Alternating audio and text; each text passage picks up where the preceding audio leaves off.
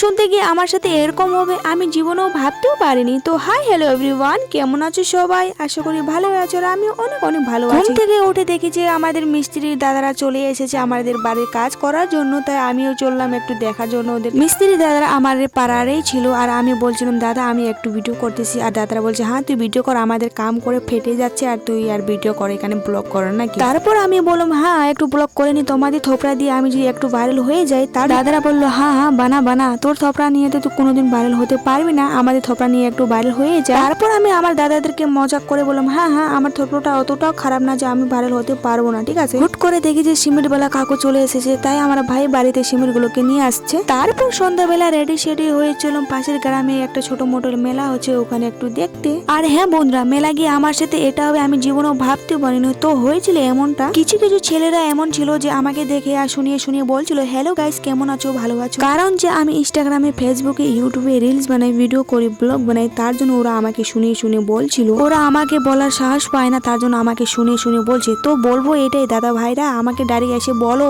তো hello guys বলে লাভ নাই, ঠিক আছে। আমাকে শুনিয়ে শুনিয়ে বলছে বালের ভিডিও বানাচ্ছে, কোনোদিন ভাইরাল হতে পারবে না, শুধু হ্যালো গাইস করতে পারবে, তাছাড়া কিছু করতে পারবে। তো যাই হোক ওদের কথা আমি কানে দিন আর দিব না কোনোদিন। তো যা যে বলুক না কেন আমি নিজের কাম চালিয়ে যাবো। বন্ধুরা তোমাদেরকে একটাই রিকোয়েস্ট করতে চাইবো, প্লিজ আমাকে একটু সাপোর্ট করো যাতে ওদেরকে আমি একটু জবাব দিতে পারি। বন্ধুরা এইসব কথা ছাড়ো, তো চলো আমরা ঝালমুড়ি খেতে, তারপর নিয়ে এলাম একটা আইসক্রিম। তো আইসক্রিম খেতে খেতে চললাম বাড়ি। তো আজকের জন্য এটুকুই, টাটা।